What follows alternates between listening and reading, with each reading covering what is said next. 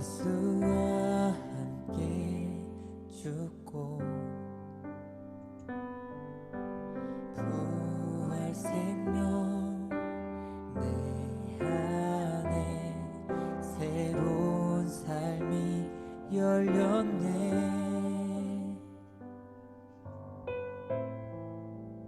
너희가 나를 택한 것이 아니요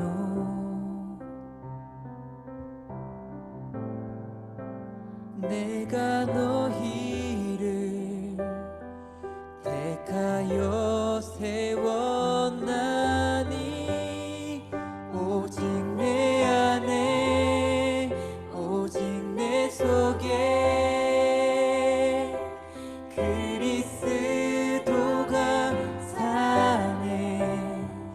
오직 내 삶에 오직 내 맘에 그가 주인 되셨네. 내 생명 그 안에 그의 생명 내 안에 나의 삶이 이전과 같을 수 없네. 내 생명 그 안에 그의 생명 내 안에 나의 삶이 이전과 같을 수 없네.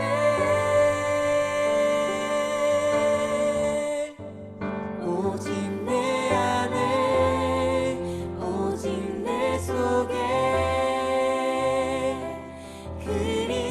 그리스도가 사네. 오직 내 삶에 오직 내 맘에 그가 주인 되셨네. 오직 내 안에 오직 내 속에 그리스도가 사네. 오직 내 삶에 오직 내 맘에 그가 주인 되셨네.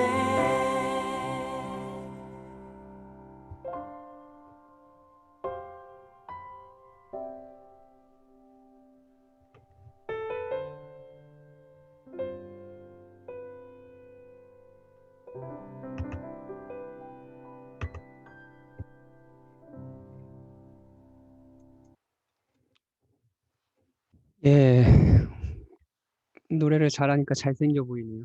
우리 예찬이. 예.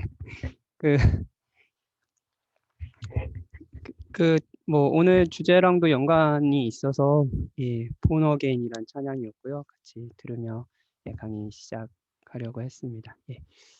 자, 기도하고 강의 시작하겠습니다. 하나님, 우리 형제 자매들 바쁜 일상들을 보내고 또 이 저녁 시간 다시 한번 하나님께서 그리스도 안에서 하신 일, 하나님이 우리를 어떻게 여기시고 사랑하시는지를 듣는 시간을 가지려고 합니다.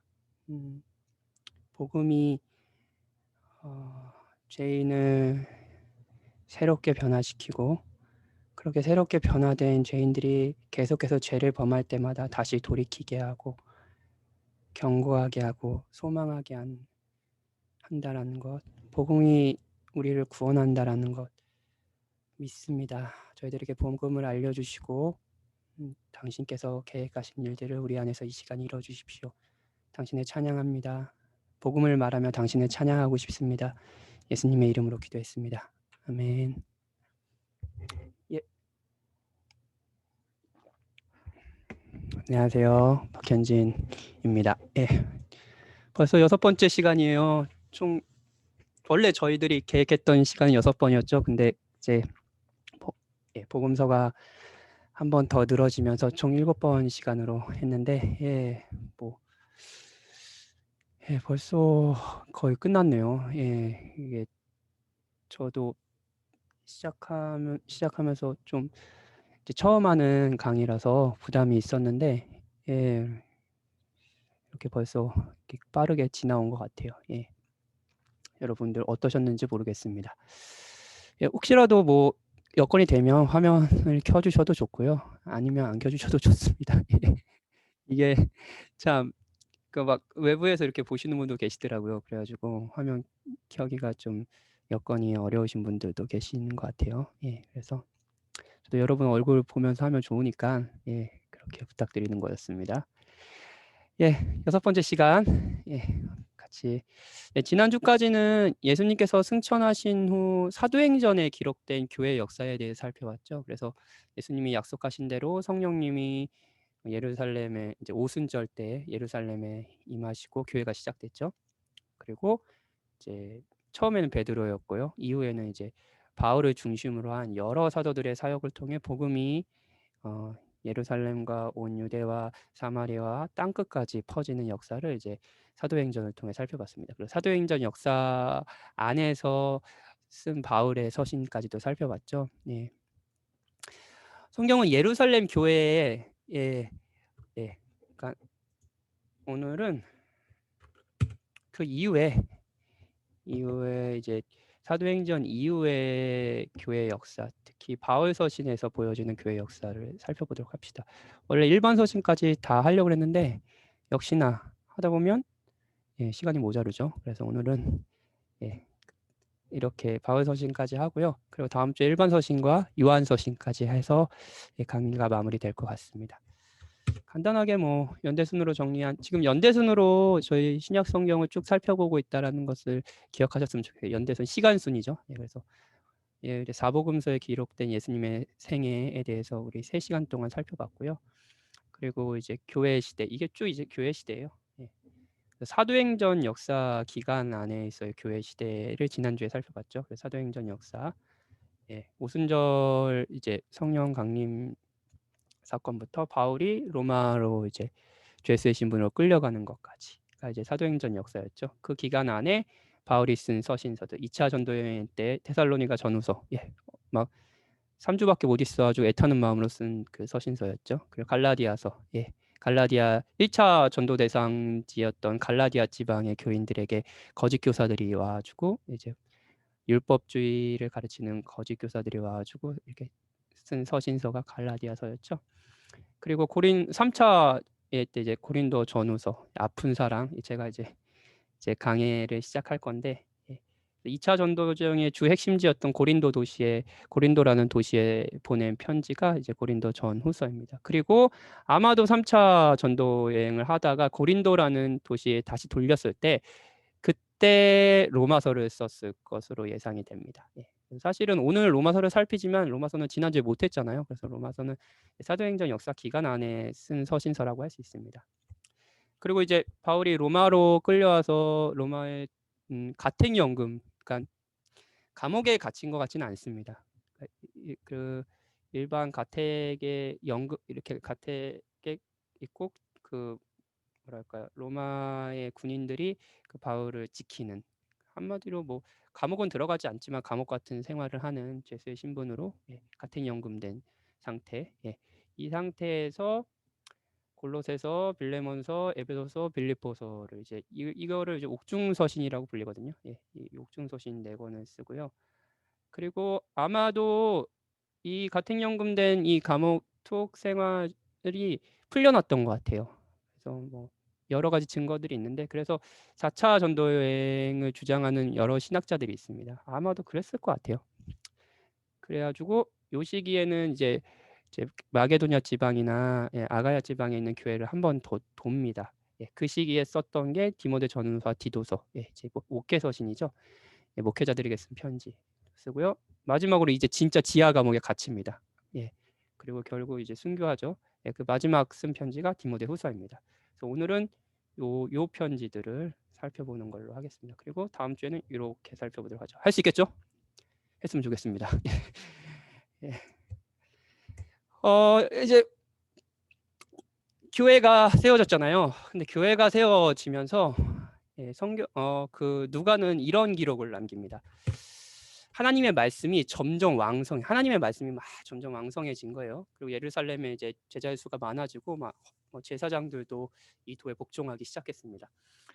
그러니까 하나님의 말씀, 즉 사도행전에서는 지난주에 이제 타이틀이었는데 하나님의 큰 일이라 그랬죠. 큰 일을 막 뭐 사람들이 오순절에 막 각자의 언어로 막 이야기했는데 그게 하나님의 큰 일이라 그랬잖아요.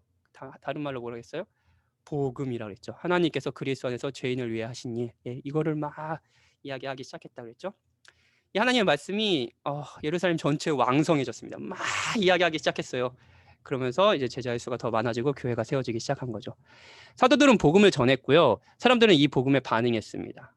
복음을 서로 이야기해주기 시작했고요. 복음으로 변화된 삶을 살았고요. 사람들이요. 그리고 복음으로 서로를 사랑했습니다. 이게 하나님의 말씀이 왕성해졌어요. 그러니까 뭐 교회가 날로 늘어나는 거죠. 물론 지난주에 살펴봤지만 좋았던 것만 아닙니다. 사도행전에서 살펴봤지만 복음을 듣고 그리스도를 구주로 믿은 다음에도 예루살렘 교회 여러 문제가 있었죠. 다른 교회도 마찬가지입니다. 특히 고린도 교회요. 분쟁도 있었고요. 구원받은 자들이 죄인이고 구원받은 자들이 사는 세상도 죄인들의 세상이기에 교회는 핍박, 분란, 위선, 가치관의 충돌을 항상 겪었습니다. 저희 교회도 마찬가지입니다. 그리고 여러분의 신앙을 살펴봤을 때 여러분의 신앙생활도 아마 이런 혼란이 있으셨을 겁니다. 이런 것도 있었죠. 복음이 율법주의 세계관에서 은혜의 세계관으로 자기중심적인 세계관에서 사랑의 세계관으로 지금 바꾼다고 했잖아요. 근데 이 세계관이 계속 충돌된다고 했죠. 계속 이 교회에 거짓 가르침들이 오고요. 막 그런 충돌을 겪는 게 이제 교회의 역사였다고 했습니다. 교회는 갈등하고 있었어요. 근데 그때 교회를 다시 바로 잡은 것이 뭐냐면은 복음입니다. 복음이에요. 다른 게 아니에요. 너희 그따위로 살지 마. 이 정도가 아니라 하나님께서 그리스도 안에서 하신 일을 다시 알려주는 것을 통해서 그들은 혼란해서 자기의 마음을 잡고 마음을 돌이켰습니다. 교회는 처음 하나님께서 그리스도 안에서 하신 일을 듣고 하나님의 말씀이 왕성해졌다 그랬죠. 그 복음을 듣고 하나님의 자녀가 됐어요. 칭이 하나님께서 의롭다 칭함을 받는 구원이 일어났습니다. 뿐만 아니라 한편으로 계속 하나님께서 그리스도 안에서 하신 일, 이 복음을 계속 들으면서 실제로 하나님의 자녀가 되어갔습니다. 실제로 거룩해져 갔어요. 복음에 맞게 살지 못할 때 했던 모든 작업들도 다시 복음을 알려주는 것이었고요. 그러면서 회개하고 다시 복음이 요구하는 삶을 살아가는 것. 하나님이 그리스도 안에서 우리를 어떻게 보시고 어떻게 사랑해 주신가를 알고 살아가는 삶을 살기 시작하는 거죠. 핵심이 복음입니다. 지난주에 사도행전 역사를 살펴봤는데 사도행전 이후의 역사도 마찬가지입니다. 구원의 바울을 비롯한 사도들은 각 교회 편지를 썼어요. 오늘 바울을 편지만 살펴볼 텐데 그 편지 안에는 복음이 중심에 있습니다. 복음을 믿지 않는 사람들에게 믿게 하기 위해 믿지만 흔들리는 자들, 여러분도 흔들리고 저도 흔들리죠. 그들의 믿음을 더 독려하고 믿는 바를 더 기쁘게 하기 위해서 사도들은 계속 편지를 썼죠. 특히 오늘은 바울의 서신을 살펴볼 테니까요. 바울은 그렇게 편지를 썼습니다. 하나님의 말씀은 점점 왕성해졌고요. 교회는 견고해져 갔습니다. 오늘은 사도행전 이후에 교회 역사를 이제 바울 서신을 통해 살펴보도록 하겠습니다. 이제 로마서입니다. 로마서 좋아하시나요? 저는 여러분 어떤 성경 좋아하세요? 라고 물으면 여러분은 뭐라고 답하세요? 저는 다양하게 디모데 가장 제가 이따가 이야기할 때지만 제가 목회적으로 가장 힘들 때 먼저 손에 드는 서신서는 디모데 전후서입니다. 목회의 방향을 잃고 이 목회의 의미를 찾지 못할 때 그때 이제 찾는 건 이제 바울의 사랑하는 제자에 대해서 말하는 말을 듣는 것 그렇고 그리고 제일 사실 좋아하는 성경은 로마서예요. 로마서. 특히 로마서 8장. 8장은 너무너무 좋아합니다. 제가 신학과는 아니지만 학부 때 이제 제가 서울신학대학교를 다녔는데 학부 때 이제 신학 수업을 좀 들어야 했어요. 그래서 제가 신약 개론인가? 뭐 그런 수업을 들었습니다. 예, 오늘 제가 지금 하려는 작업이죠, 개관. 예, 근데 개론 수업을 들었는데 그 중간고사가 뭐였냐면 로마서 8장을 외우는 거였어요. 예. 그러므로 이제 그리스도 예수 안에 있는 자에게 결코 정죄함이 없나니 이는 그리스도 예수 안에 있는 생명의 성령의 법이 죄와 사망의 법에서 너희를 해방하였습니다. 예. 로 시작되는 로마서 8장을 외우는 거. 그만큼 이제 사실 로마서 8장이 성경 전체에서 중요하다고 이제 교수님은 생각하셨던 거죠. 사실 로마서는 많은 신자들에게 굉장히 큰 영향력을 줬고요. 예, 지금도 역시 마찬가지고 존재하는 많은 믿음의 선조들에게 특히 큰 영향력을 줬던 뭐 루터를 비롯해서 여러분들이 잘 아는 신학자들은 대부분 로마서를 굉장히 중요하게 생각했고 뭐 중요하지 않은 성경은 없지만요. 예, 이 성경을 통해 일명 회심이라는 걸 경험한 사람들이 정말 많습니다. 여러분도 그런 분들 계실지 모르겠습니다. 로마서를 한번 살펴보겠습니다. 지난주 강의 말미에 예, 이게 콜로세움 내부래요, 내부. 내부는 보신 적 없으시죠? 예, 당연 가신 분이 있으시려나? 예, 가보고 싶어요, 로마. 근데 요게 콜로세움 내부라 그래가지고 그냥 사진 멋있길래 예. 지난주 강의 말미에 말씀드렸듯이 로마서는 바울이 예루살렘 성도들을 돕고자 교회를 돌아다니던 3차 전도여행 끝 무렵에 고린도에서 3개월간 머물면서 쓴 편지입니다. 예. 바울은 오래전부터 로마에 가고 싶었어요. 왜냐하면 이제 가고 싶었던 로마라고 했는데 당시 대부분의 나라는 로마의 지배에 있었기 때문입니다. 당시 사람들이 생각하는 세상, 뭐 아시아 이런 때 몰랐을 거 아니에요. 그러니까 고대 근동사회. 꼭 알아야 해봤자 뭐 메소포타미아에서 조금 더 가서 인도까지 알았으려나? 예. 게다가 뭐 이집트, 그 밑에 뭐 아프리카 지방 이런 걸 몰랐을 거 아니에요. 그리고 유럽 지방, 예, 뭐 요 정도 알았을 거 아니에요. 근데 그 지역이 거의 대부분의 로마의 지배를 받고 있었습니다. 그러니까 뭐 정치, 경제, 문화, 종교의 핵심지였죠. 로마의 영향력은 대단했겠죠. 따라서 바울이 여러 번 로마를 가고자 시도를 했어요. 근데 가지 못했어요. 왜냐하면 여기에 영향력이 큰 도시이기 때문에 여기서 이제 복음으로 사람들이 변화될 때 파급 효과를 이제 바울이 생각했던 거죠. 그리고 실제적으로 로마의 복음이 펴지고 이제 기독교가 로마의 국교회가 되면서 예, 뭐 복음이 이제 전 세계로 퍼져 나가는 예, 일들이 생겨납니다. 예. 근데 바울은 가려고 했는데 가지는 못했어요. 놀랍게도 로마에 이미 신자들이 있고 그들의 모임이 교회는 사실 구원받은 하나님의 백성들의 모임입니다, 여러분. 예. 그 모임이 있다라는 걸 듣게 됐어요. 예. 그리고 이제 기쁜 마음에 편지를 보내는 거죠. 이제 로마는 사실 다양한 왕래의 사람들이 있었을 거 아니에요. 모든 길은 로마로 통한다 이런 말 있잖아요. 그러니까 다양한 사람들이 계속 유대인들도 그렇고 로마로 막 가는 사람들이 많았을 거 아니에요. 근데 이미 뭐 동유럽이나 뭐 다른 뭐 도시에서 바울을 통해서든 사도들을 통해서든 복음을 듣고 이제 회심한 성도들이 로마로 간 성도들이 있었던 거예요. 그리고 그들이 막 복음을 전하기 시작하고 그러면서 이제 그러면서 이제 열악하나마 이제 교회가 이제 생긴 거죠. 바울은 가지 않았지만 이미 그곳에 하나님의 말씀이 왕성해지고 있었던 거예요. 아까 이제 예루살렘에서 하나님의 말씀이 왕성해지고 있었다라고 했듯이 이제 로마에서도 그런 일이 벌어지고 있었습니다. 정말 놀랍죠. 예, 그 처음에 저희 일명 그 이제 개신교라고 하는 저희들 이제 개신교 말고 로마 카톨릭 이제 구교는 여러분들 아십니까? 저희들 선교사가 와서 복음을 전한 게 아닙니다. 그 일명 서학이라고 불리는 막 성경을 뭐 유학 중국에 유학했던 사람들이 성경을 이제 읽고 공부하면서 그들이 스스로 이렇게 이제 복음을 들고 이제 그러면서 천주교 이제 구교의 신자들이 조선에 생기기 시작했어요. 이거 아셨나요? 예, 몰랐어요. 예, 뭐 그랬습니다. 그 로마도 마찬가지 그런 비슷한 거가 있죠. 예, 목회자는 없고 선교사는 없었지만 후에 이제 베드로가 이제 마가와 함께 이제 로마에 가서 사역을 하는데 그래서 이제 그 마가복음이 사실 베드로가 한 설교의 모음집이라고 많은 신학자들이 이야기합니다. 예. 근데 이제 아직까지는 이제 뭐 사도들이 없었던 거예요. 그래서 바울이 한 번도 보지 못했지만 이들에게 편지를 씁니다. 그게 로마서예요. 편지의 내용은 뭐냐면요. 당연히 보지도 못했어요. 그럼 뭘 써야겠어요? 복음을 차근차근 자세하게 복음의 기초부터 속성반으로 가르치는 거겠죠. 그게 이제 로마서입니다. 예. 복음의 핵심을 쭉 가르치는 거예요.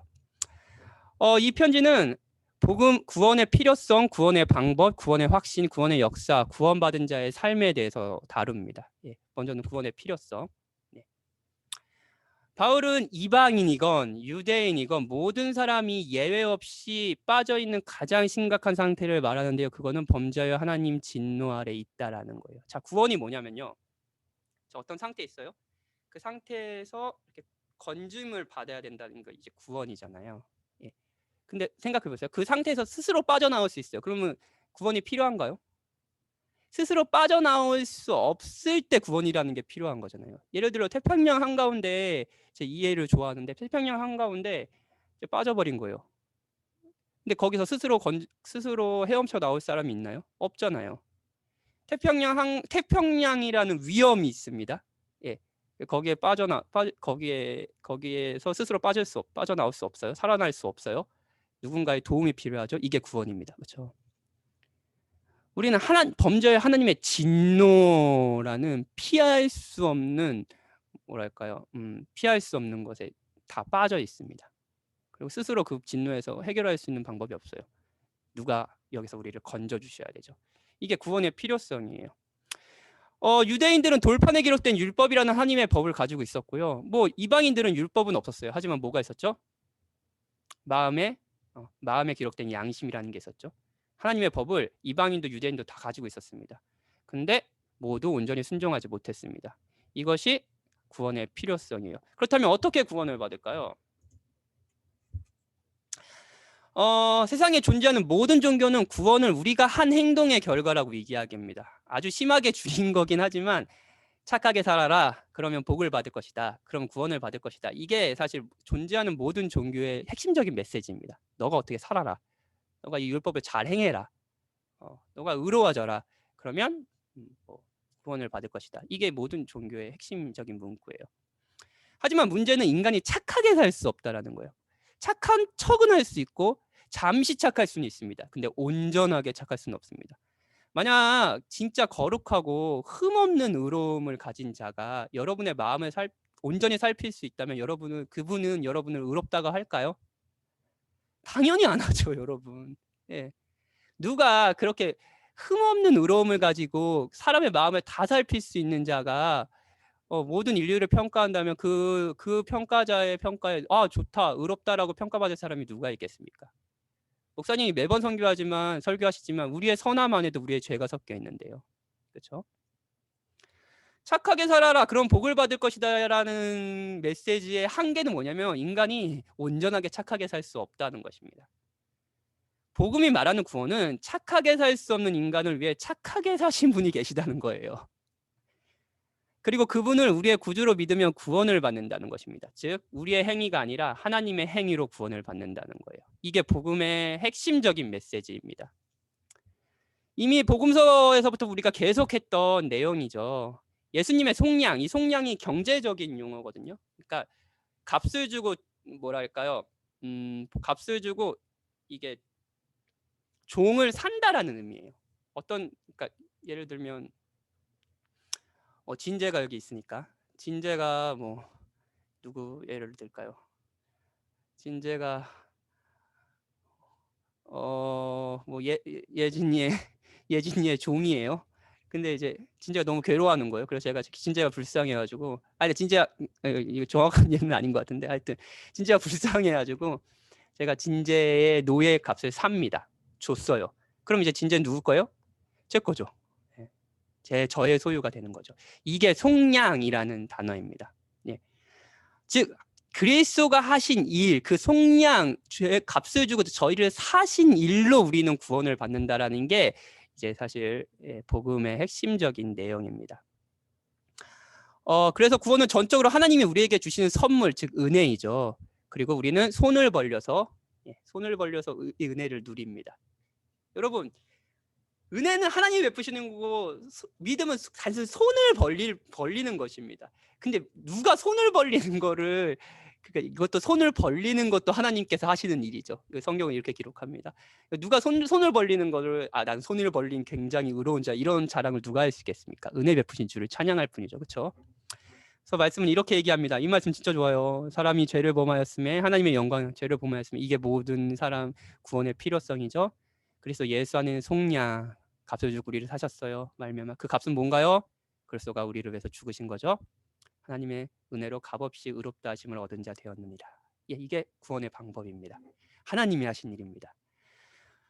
바울은 이어서 이신칭이라고 불리는 복음에 대해 사람들이 일반적으로 가질 의문에 대해 답합니다. 특히 구원의 확신에 대해서 이야기합니다. 우리는 어떻게 구원을 확신할 수 있을까요? 여러분 구원의 확신이 있으신가요? 이거 진짜 무서운 질문이죠. 너 이렇게 그 교회에서 선배들이 항상 이렇게 보면서 넌 구원의 확신이 있니?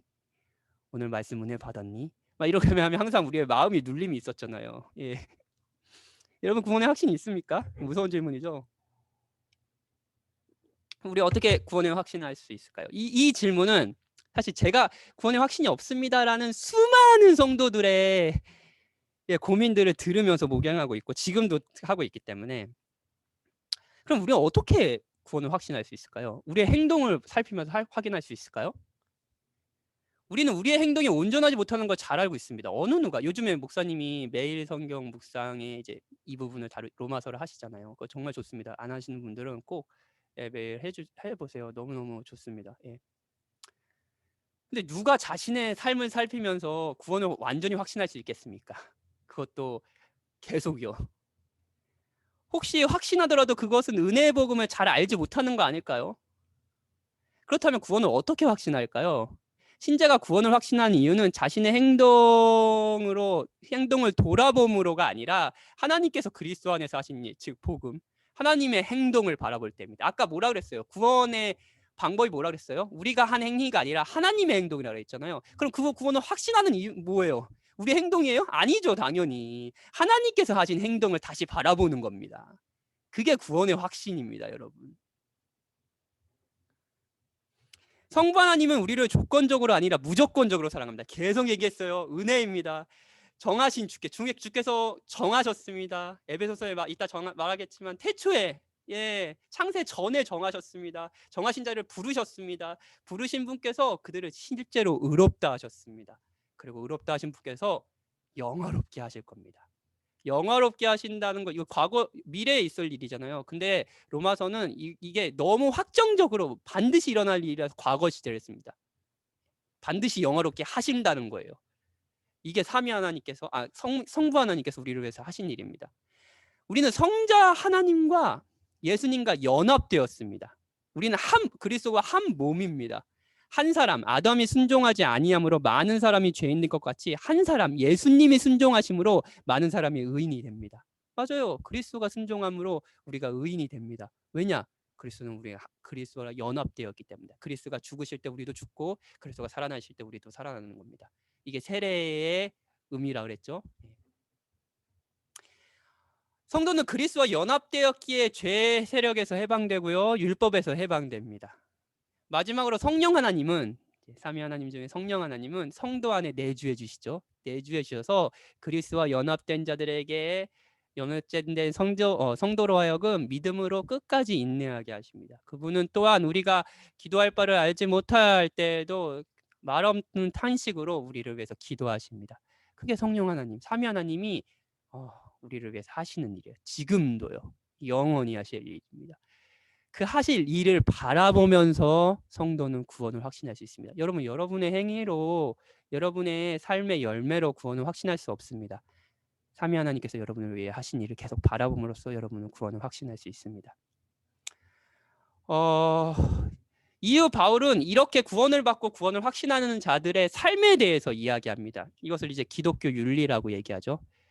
우리가 기억해야 될 것은 복음이 윤리로 이어진다는 거예요. 윤리가 뭐랄까요, 복음으로 이어지는 게 아니라요, 복음이 먼저입니다. 하나님께서 그리스도 안에서 하신 일이 먼저입니다. 그 일을 누릴 때 우리도 다른 삶을 살아가게 되죠. 기독교 윤리의 핵심이 뭔지 아세요? 목사님이 이제 최근에 헌신 얘기하셨는데, 기독교 윤리의 핵심은 다조라입니다. 다조라. 예. 그러므로 형제들아, 내가 하나님의 모든 자비하심으로 너희를 권하노니 너희 몸을 하나님이 기뻐하시는 거룩한 산 제물로 드리라. 이는 너희가 드릴 영적 예배이야. 이거 뭐 일부를 뭐 바꿔라 이게 아니라요, 우리 삶의 모든 것을 하나님께서 요구하시는 거예요. 모든 것을 변화시키신다는 거예요. 여러분, 이건 마치 복음은 여러분의 일부만을 변화시키지 않습니다. 모든 영역을 변화시킵니다. 예. 이건 마치 결혼이 모든 것을 바꾸는 것과 마찬가지입니다. 자, 한 사람과 연합되어서 결혼을 했어요. 그러면 이 사람의 모든 삶의 방식, 그리고 뭐 관계, 새로운 것들이 뭐 완전히 삶이 새로워집니다.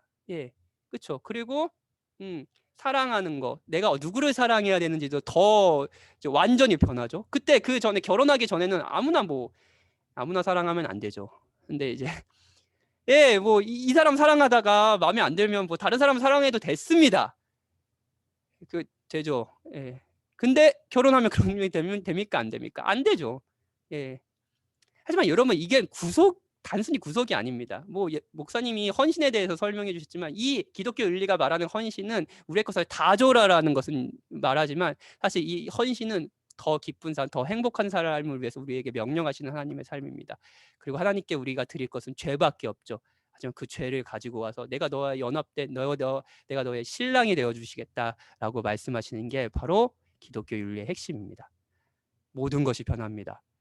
하나님은 일부가 아니라 모든 것을 요구하시고요, 복음은 정말 우리의 삶의 모든 것을 바꿉니다. 이게 로마서에서 말하는 기독교 윤리입니다. 자, 에베소서를 살펴볼까요? 벌써 30분이 지났어요. 로마서만 했는데. 이런. 복음은 차별을 없애고 화평을 이룹니다. 예. 예루살렘에서 이제 잡혀왔죠, 바울이요. 그리고 이제 로마로 이제 가택연금돼서 바울이 쓴 편지는 7개의 편지입니다. 그중에 옥중 서신과 이제 목회 서신이라 불리는 7가지 서신이 있는데요.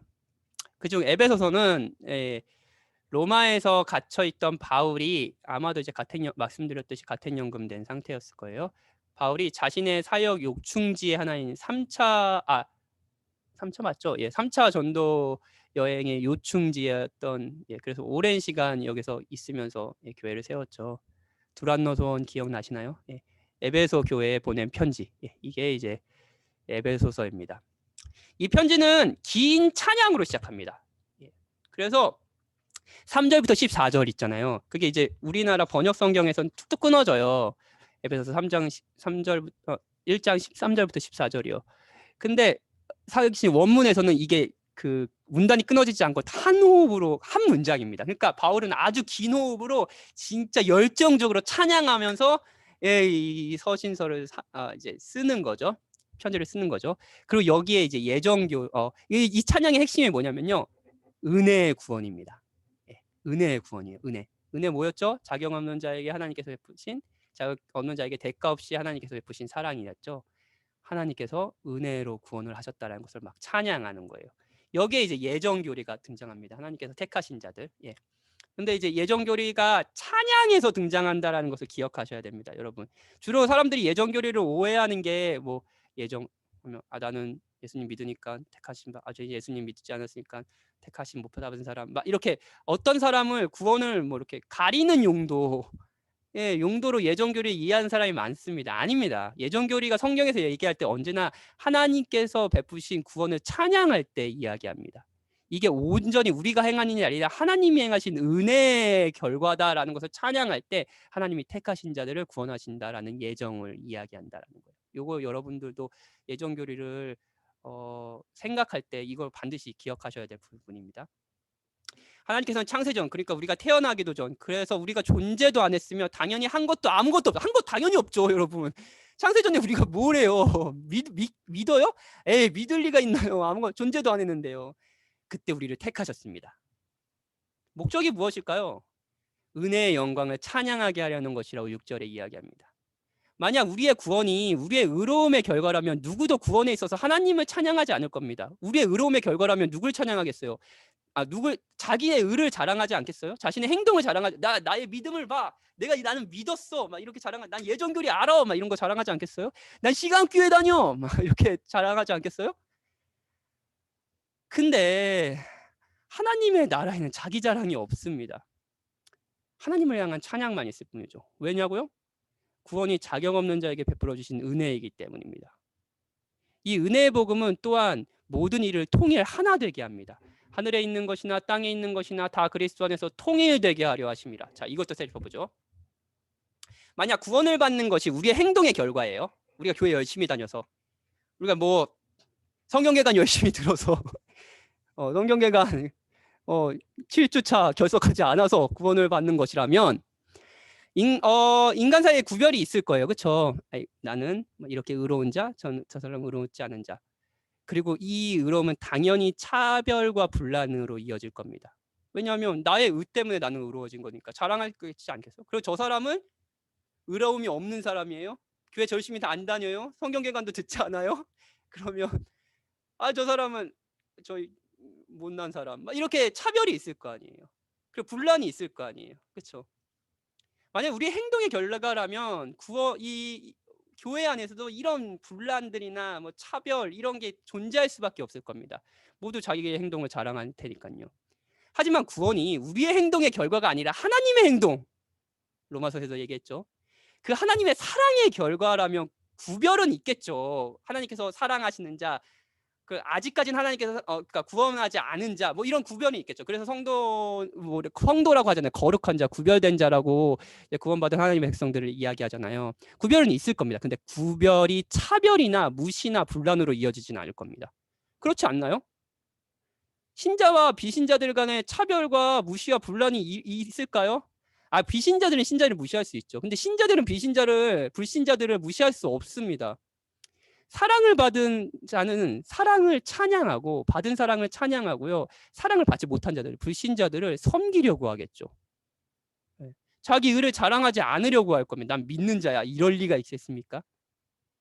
내가 받은 자비를 당신도 받을 수 있습니다라고 얘기하겠죠. 이것이 은혜의 구원이 그리스도 안에서 통일 하나 되게 한다는 의미입니다. 어떤 의미인지 아시겠나요? 우리의 행동으로, 우리의 의로움으로 구원을 하나님께 인정을 받는다라는 것은 여러 가지 분란과 구별을 날 겁니다. 하지만 은혜의 구원, 하나님이 하신 일로 구원을 받는다라는 것은 그 하나님을 찬양함으로 모든 인류를 하나 되게 하는 힘이 있겠죠. 모든 이들은 자기를 자랑하지 않고 은혜 베푸신 주를 찬양할 겁니다. 사실 이 긴 찬양은 에베소서 전체 내용의 핵심 요약이라고 할 수 있어요. 계속 이 내용을 에베소서 전체에서 이야기해요. 바울은 2장에서 허물과 죄로 죽었던 자들이 은혜에 의하여 믿음으로 말미암아 구원을 받았다고 하고요. 이것이 하나님의 선물이라고, 그래서 누구도 자랑할 수 없다고 이야기합니다. 그리고 이 은혜의 선물은 우리 안에 있는 모든 차별을 없앱니다. 그래서 이렇게 각가지 인종들 있는 사진을 준비했는데 모든 차별을 없앱니다. 뭐 인종, 성별, 신분, 학력, 직장, 성취, 능력, 외모, 체형, 뭐 결혼의 유무, 뭐 이런 걸로 우리는 한 사람의 가치를 뭐 평가하잖아요. 남편의 능력과 자상함, 저 사람은 참 남편이 자상해. 그러면 왠지 그 사람이 가치 있게 보이지 않나요? 내 남편은 그렇지 않아. 그러면 가치 없게 느껴지고, 나는 이런 교회, 너 좋은 교회 다니고 있어 라는 게 나의 가치가 되고요. 아니, 나는 형편없는 목사님에서 복음을 전하지 않는 목사님에서 교회 다니고 있어라는 것은 이렇게 그 사람의 가치로 여겨지고요. 한 아내의 현숙함도 한 사람의 가치가 되고요. 아이의 성적표 등 각가지로 사람들의 가치를 정하며 차별을 하는 세상에서 살아가고 있습니다. 여러분은 지금도 그렇게 살아가고 있죠. 그렇죠? 근데 이 세상에서 자유로울 수 있는 것은 우리가 이런 것 때문에 하나님의 사랑을 받는다는 것이 아니라는 겁니다. 이제는 전에 멀리 있던 너희가 유대인과 이방인이에요. 그리스도 예수 안에서 그리스도의 피로 가까워졌으니 그는 우리의 화평이신지라. 둘로 하나를 만드사 원수된 것 곧 중간에 막힌 담을 자기 육체로 하시고. 모든 차별이 은혜로 베풀어진 자격 없는 자들에게 베풀어진 하나님의 사랑으로 모든 차별이 없어졌습니다. 우리는 그리스도 안에서 서로를 존귀한 자로 바라볼 수 있습니다. 우리가 죄를 범해 하나님과 우리 사이에 생긴 틈은 사실 이게 이제 제가 책을 보면서 얘기했는데 이제 그랜드 캐니언이에요. 너무 멋있죠. 여기도 가보고 싶어요. 제가 그 미국에 한 6년 전인가? 5년 전, 2015년인 것 같네. 미국의 캘리포니아의 샌프란시스코를 한 2주 동안 갈 일이 생겼어요. 예, 저희 집사님 중에 한 분이 거기 1년 동안 거주하고 계실 때 저희가 이제 신방차, 또 휴식차, 휴가차 이렇게 2주 동안 갔는데 그래서 막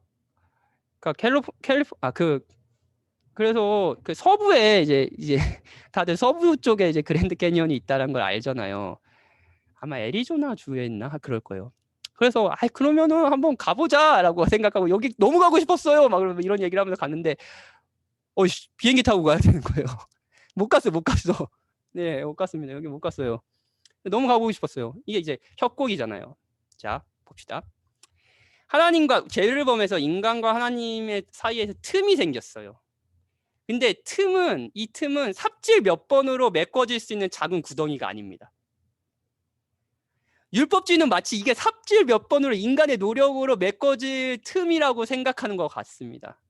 그랜드 캐니언이에요. 근데 하나님과 인간 사이뿐 아니라 인간과 인간 사이에 서로가 죄인이기에 벌어진 틈도 작은 구덩이가 아닙니다. 여러분, 전 사역을 하면서 매번 이것을 느껴요. 제가 죄인이고 제 앞에 있는 사람들이 죄인이기 때문에 사실 이 좁혀지지 않는 간극에 이 구덩이가 마치 그랜드 캐니언과 같이 깊구나. 막 이런 생각을 합니다.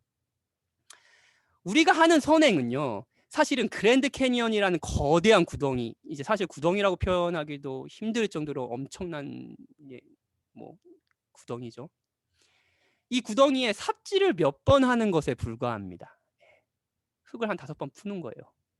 말 그대로 삽질이죠. 삽질 몇 번으로 그랜드 캐니언이 메꿔질 리가 있겠습니까, 여러분? 포크레인이 와서 푼다고 해서 그랜드 캐니언이 메꿔지겠습니까? 그런데 그 틈을 하나님께서 직접 메꾸셨습니다. 이게 복음이에요.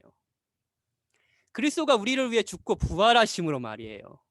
하나님과 인간 사이뿐 아닙니다. 인간과 인간 사이에서 죄로 갈라진 틈을 그리스도가 메꾸셨습니다. 에베소서는 그 어떤 서신보다 교회에 대해 많이 말해요. 교회는 바로 이 사랑으로 하나 된 자들, 그리고 함께 지어져 가는 자들, 은혜를 누리기에 어떤 차별도 없는 자들의 모임을 말합니다. 말 그대로 그리스도의 몸이자 그리스도의 신부죠. 통일된, 그리스도가 이루신 그 통일을 누리는 자들이죠. 화평한 자들이죠. 그게 바로 복음을 누리는 교회입니다.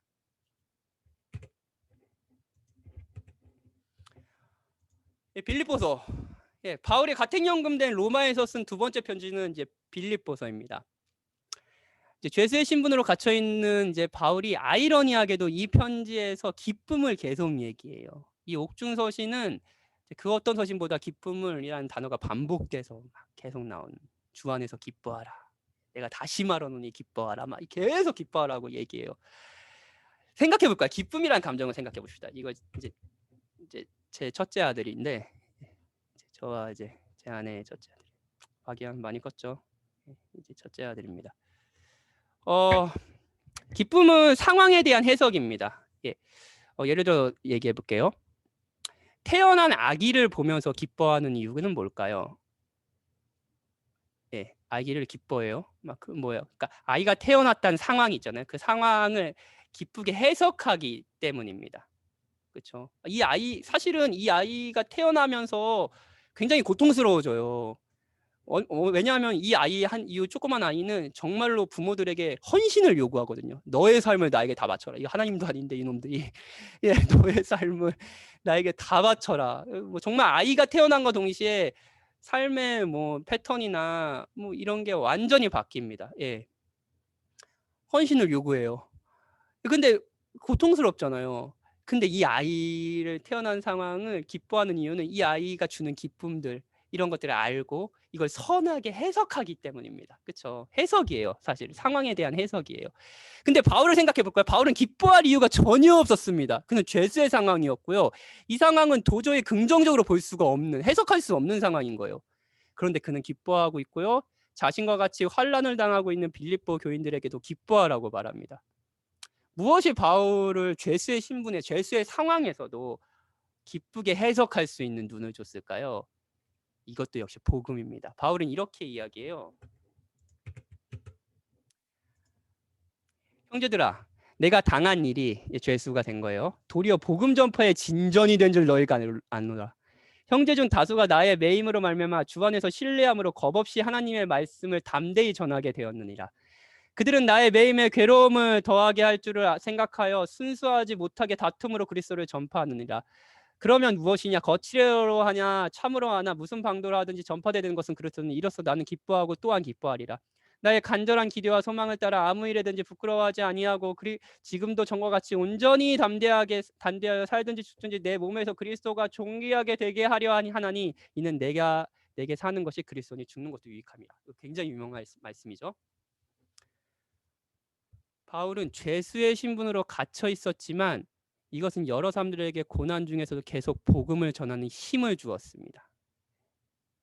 이것이 상황을 해석한, 죄수의 신분이라는 상황을 해석한 바울의 눈입니다.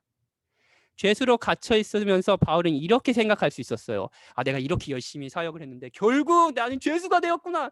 그렇다면 지금까지 내가 한 사역의 결과는 뭐야? 이러면서 막, 여러분, 뭐 하나님이 어떻게 나 이렇게 열심히 사역했는데 이렇게 죄수로 만들 수가 있어? 하나님 원망하고. 종종 제가 빠지는 함정입니다. 뜬금없이 자기 고백하죠. 네.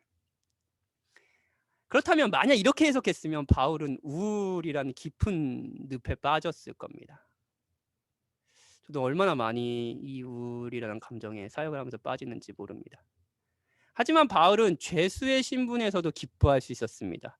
자신의 어려움이 오히려 복음이 전파되는 동기가 되었다는 것을 알았기 때문이에요. 이것이 바울의 상황 해석이고요. 이 해석이 바울을 기쁘게 한 겁니다. 기쁨은 여러분, 상황에 대한 해석입니다. 여러분의 상황을 지금 어떻게 해석하고 계시나요? 그 해석이 여러분을 우울하게 하기도 할 거고 기쁘게도 할 겁니다. 근데 복음 안에서 한번 여러분의 상황을 해석해 보십시오. 바울이 기뻐했던 또 한 가지 이유는 제가 흔들리지 않은 편안함, 시몬스 흔들리지 않는 편안함이 아니라 기쁨의 근거, 시몬스가 아니라 복음, 뭐 이렇게 얘기했는데 열심히 노력하고 있지 않습니까, 여러분? 예, 저도 노력하고 있습니다, 여러분. 바울이 기뻐했던 또 한 가지 이유는 그의 기쁨의 근거가 흔들리지 않는 것이었기 때문입니다. 만약 바울의 기쁨의 동기가 사역의 열매였다면 그의 기쁨은 계속해서 흔들렸을 겁니다. 사역의 열매가 많이 맺힐 때는 기쁘더라도 그렇지 않을 때는 당연히 슬펐겠죠. 그렇죠? 이것도 자기 고백. 신약계가 망하면 안 돼. 막 이렇게. 제가 망할까 봐 얼마나 두려운지 아십니까, 여러분? 망하는 게 어디 있겠어요. 한두 명이라도 복음을 듣고 또 이렇게 하나님을 더 사랑하게 되고 하는 일들이, 또 하나님께서 하신 일들을 더 누리게 되면 기쁜 일이죠. 가식인 것 같아요. 아무튼 우리는 각자 기쁨의 근거가 있습니다. 성취일 수도 있고요, 인정일 수도 있고요. 저 같은 경우는 인정이 맞는 것 같아요. 성취도 많죠, 사실. 목회적 성취도 있고요. 소유일 수도 있고요, 사랑일 수도 있습니다. 그리고 인간이 갖는 모든 기쁨의 근거는 이런 성취, 인정, 소유, 사랑 이런 것들은 유동적입니다. 성취할 때도 있고요, 하지 못할 때도 있고요. 여러분이 누군가 사랑을 갈구한다면 그 사랑은 여러분을 만족할 만큼 사랑해 줄 때도 있고요, 여러분을 괴로워하게 할 때도 있을 겁니다. 반드시 그렇습니다, 여러분. 기쁨은 계속 흔들려요. 왜냐하면 그 근거들이 흔들리기 때문입니다. 하지만 바울의 기쁨은 흔들리지 않는 편안함이 아니라 기쁨의 근거, 복음이었습니다. 흔들리지 않았어요.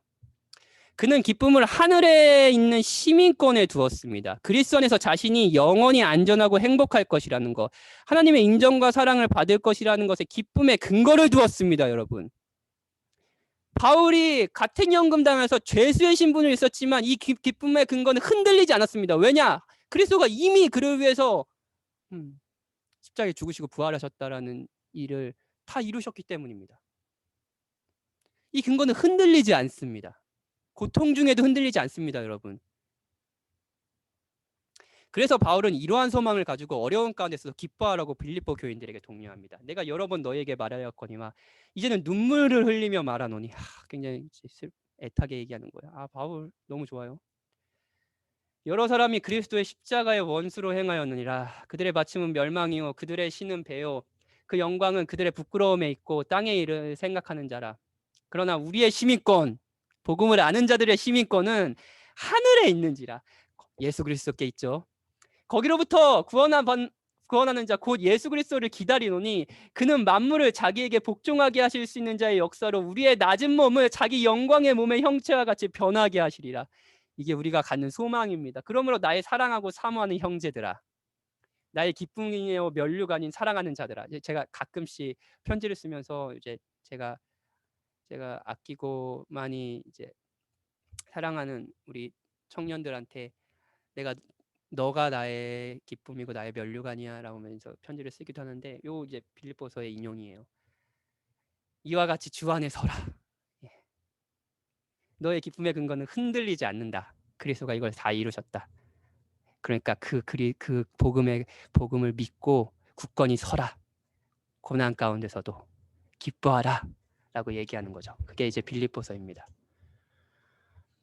바울은 다른 서신과 마찬가지로 그러므로라고 얘기하고, 복음을 먼저 하나님께서 그리스도 안에서 하신 일을 이야기하고요. 그러므로라고 하면서 기독교 윤리, 복음을 누리는 사람으로 어떻게 살아야 될지 얘기합니다.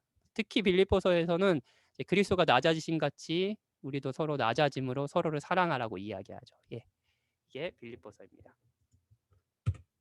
골로새서.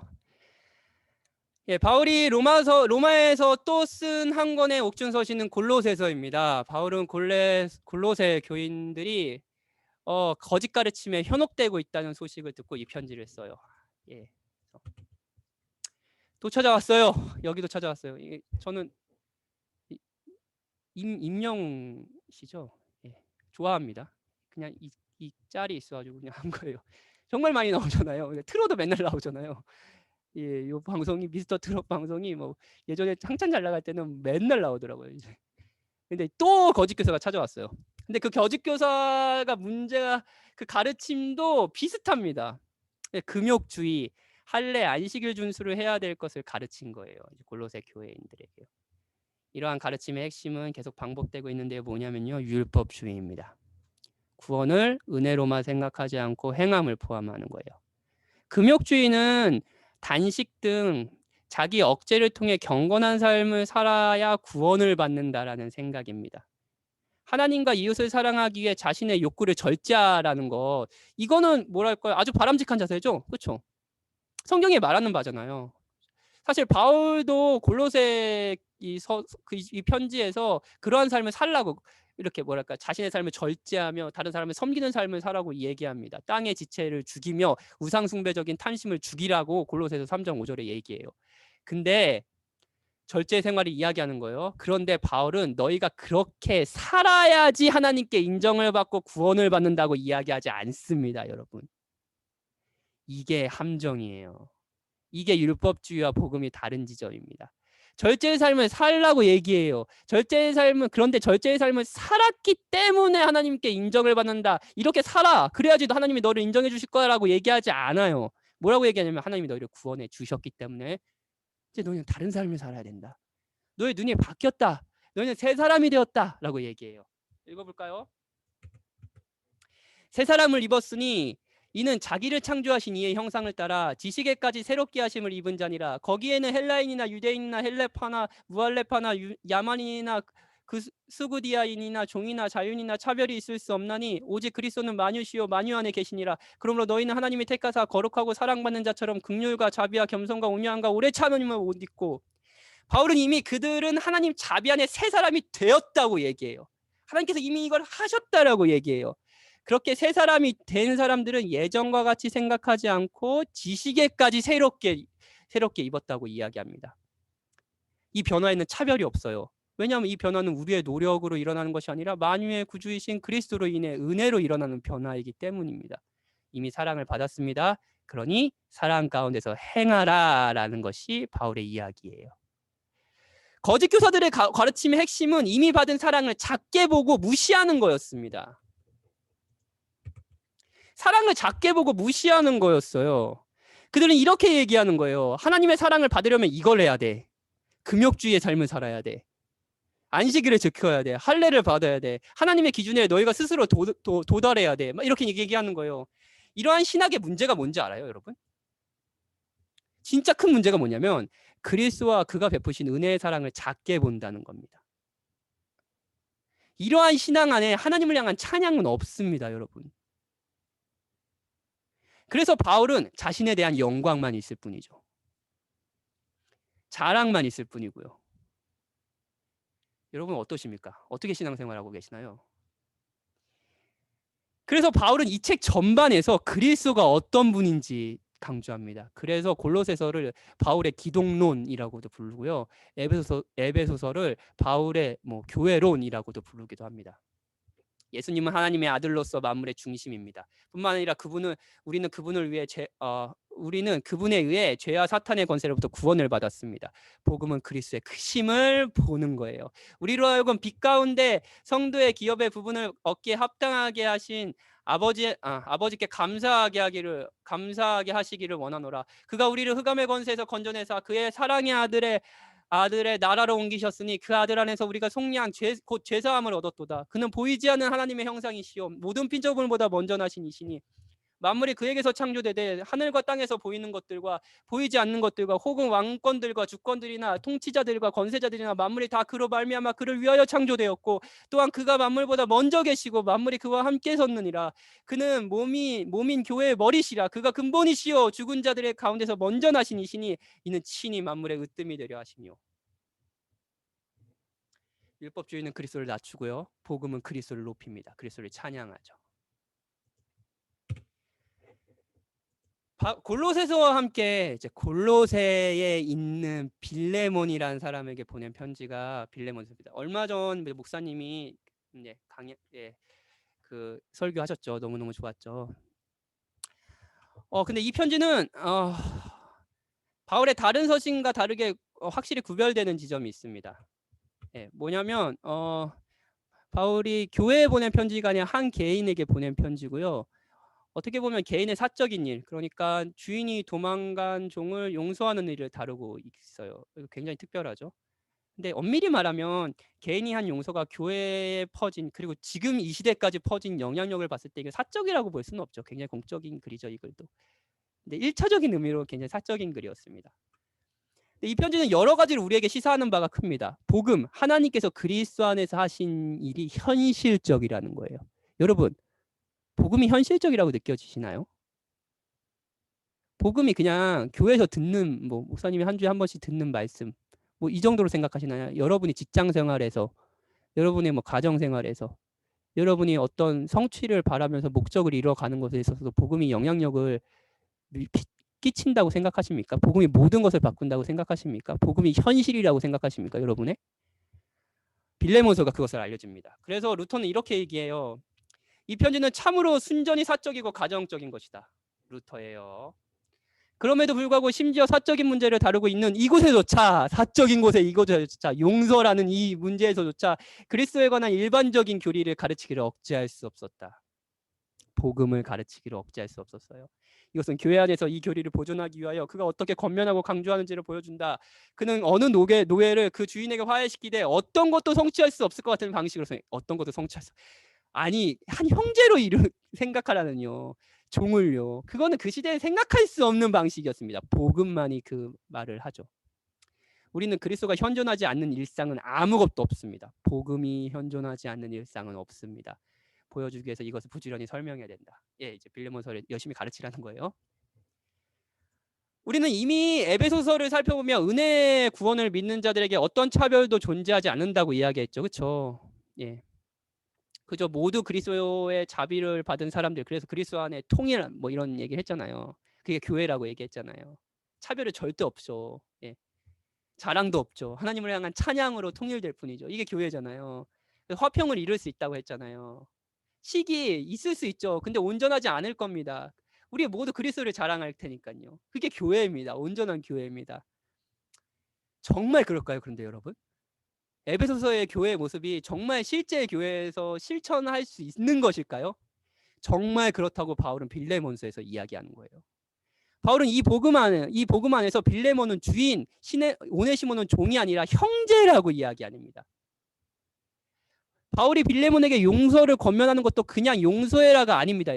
여기에도 일종의 신학이 있습니다. 바울은 이렇게 얘기해요. 바울이에요. 이렇게 생기셨을까요? 모르겠습니다. 그가 만일 오네시모가 종이 만일 내게 그 주인인 빌레몬에게 불의를 행하였거나 빌레몬에게 빚진 것이 있으면 그것을 내 앞으로 계산하라. 바울 앞에 계산하라는 거예요. 나 바울이 친필로 쓰노니 내가 갚으려니와 내가 이 외에는 내 자신이 내게 빚진 것은 내가 말하지 않으라. 이게 무슨 말이냐면요.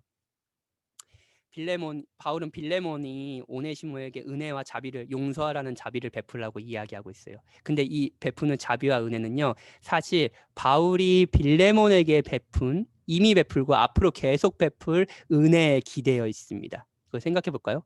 바울은 자격 없는 오네시모에게 대가를 바르지 않고 빌레몬에게 은혜를 이미 베풀었습니다. 그에게 헌신적으로 복음을 전했고요. 그의 영혼을 돌봤어요. 빌레몬은 한마디로 빚진 자입니다.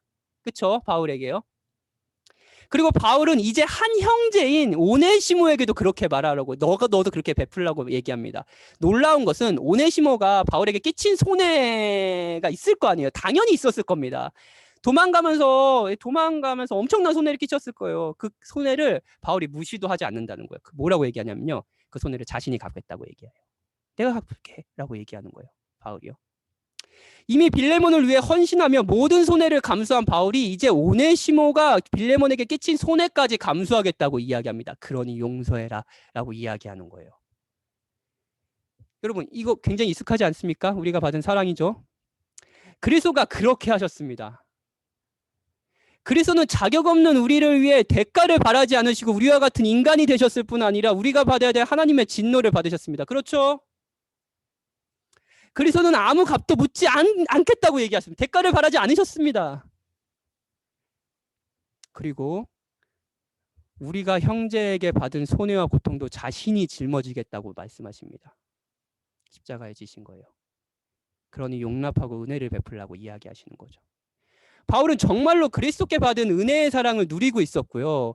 이 사랑을 삶에서 살아가고 있었습니다. 우리는 빌레몬서를 보면서 복음이 현실이 되는 것을 보는 거죠. 복음은 에베소서에서만 있는 것이 아니었습니다. 바로 한 주인이 종을 용서하는 현실에도 있습니다. 최근에 어떤 분에게 이런 이야기를 들은 적이 있어요. 요즘에 목사님도 설교 중에 한번 그런 얘기 하셨는데, 목사님의 설교에서 유난히 용서라는 주제에 대해 요즘에 최근에 많이 나오는 것 같아요 라고 물어본 적이 있어요. 근데 엄밀히 말하면 단순히 목사님이 설교에서 용서라는 주제를 많이 다루는 것이 아니라 성경 자체가 용서라는 주제를 아주 빈번하게 그리고 중요하게 다루기 때문이에요. 왜 그럴까요? 왜 용서를 그렇게 다룰까요? 당연하죠, 여러분. 죄인들의 세상에서 타인의 죄에 고통을 받는 것은 여러분 아주 익숙한 현실 아닙니까? 여러분 이번 주도 그러시잖아요. 오늘도 그랬을 거예요. 여러분 누군가의 고통을 줬고 또 누군가에게 고통을 받았을 거 아니에요. 죄로 고통받는 건 현실입니다. 그리고 그 고통을 용납하는 것도 현실이죠. 우리는 용서라는 걸 아주 거창하게 생각하는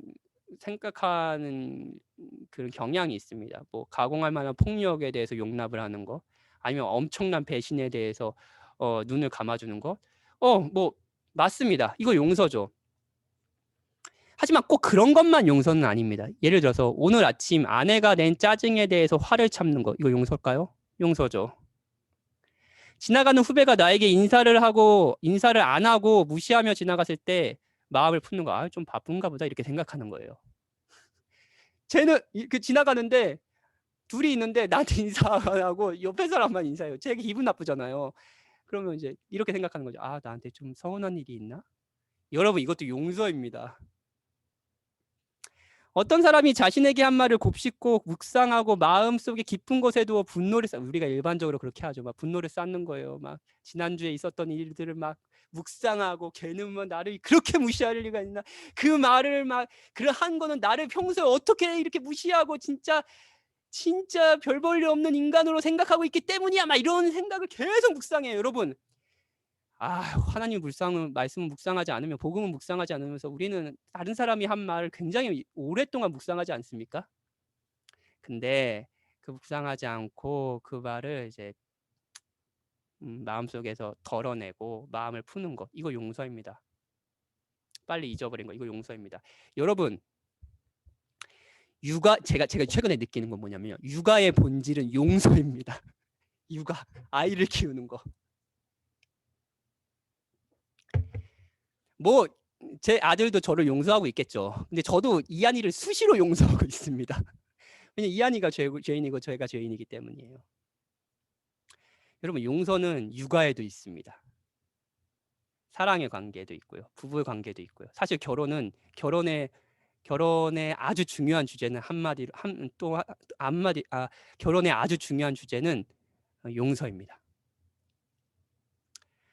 용서는 우리의 일상이에요. 그리고 이 일상이 쌓여 삶이 되고 나라는 인간이 되는 거죠. 근데 여러분, 용서만이 일상이 아닙니다. 복음도 우리의 일상입니다.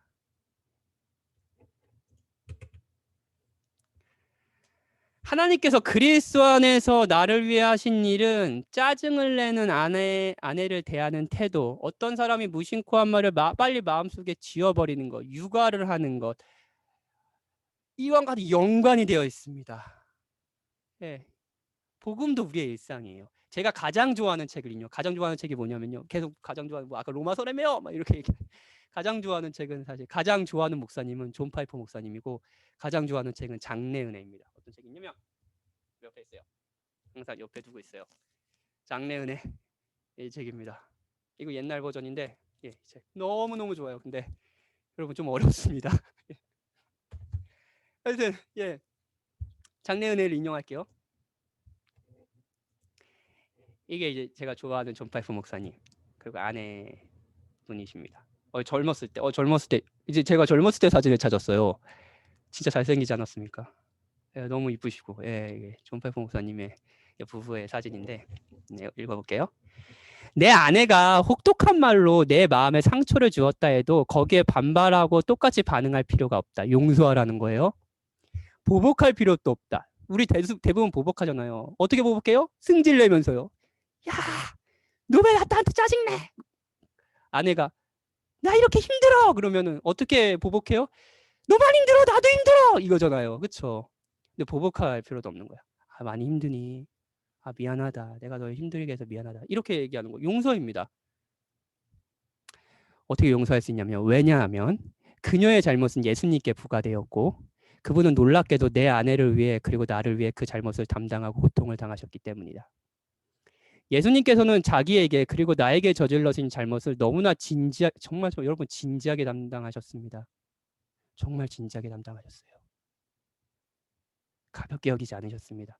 그분이 죄를 가볍게 여기신다고요? 그럴 리가요. 그러한 잘못이 악하다는 것을 드러내고 내 아내의 죄책감을 제거하기에 죽임을 당하셨습니다. 이러한 사실을 나로 하여금 원한을 품지 않고 자유하게 한다면 나는 지난 과거를 돌아보며 십자가를 위해서 죽임당하신 그 사건이 일어났음을 믿어야 한다.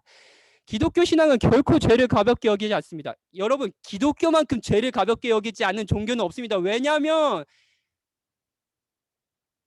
기독교는 이 죄가 하나님의 아들이신 그리스도가 죽으시지 않는다면 해결되지 않는 것이라고 여기기 때문입니다. 기독교만큼 죄를 가볍게 여기지 않는 종교가 있나요, 여러분? 없습니다. 또한 우리가 받은 상처도 놀라지 않습니다. 우리 받은 상처들 뭐랄까요? 여러분이 죄인이고 또는 상대가 죄인이어서 여러분이 받았던 그 고통들을 무시하지 않습니다.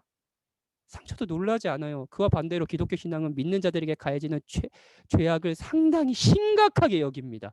그거 어떻게 할 수 있냐고요? 그리스도가 그것을 자신이 죽기까지 죽음이라는 방식으로 해결해 가셨기 때문입니다. 우리에게 범죄한 사람들에게 우리 스스로 가할 수 있는 것보다 더 극심한 고통을 하나님은 외아들 예수님이 당하게 하셨다. 모든 죄에 대한 대가는 지옥이나 십자가에서 엄격하고 철저하게 그리고 공정하게 갚아질 것이다. 회개하지는 않는 자들의 죄는 지옥에서 갚아질 것이고 회개하는 자들의 죄는 십자가 위에서 갚아질 것이다. 여러분, 복음은 현실입니다. 복음은 여러분이 어떤 사람을 어떻게 대하는지에 대해서 알려줍니다. 복음은 여러분의 삶입니다. 그것이 빌레몬서가 우리에게 가르쳐 주는 바예요. 예, 이제 목회서신으로 넘어가겠습니다. 3권이죠. 앞에 이제 옥중서신, 가택연금된 로마에서 가택연금된 상태에서 썼던 이제 4권의 이제 서신을 보낸 이후 바울은 여러 일을 겪었던 것으로 보입니다. 아마도 이 시기에 옥에서 풀려나서 이전에 사역했던 마게도니아 지방이나 뭐 아가야 지방의 교회들을 방문했던 것 같습니다.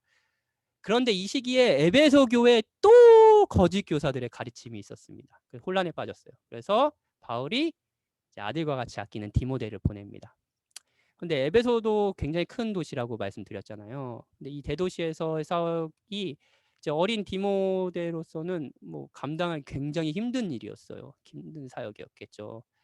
이에 바울은 디모데를 격려하고 사역의 지침들을 주기 위해 편지를 써요. 이게 디모데 전서입니다. 편지의 구성이 진짜 멋진데 일단 도입부와 처음과 마지막에 거짓 가르침을 일삼는 사람들에게 맞서야 한 디모데의 임무에 대해서 이야기하고요. 처음과 마지막.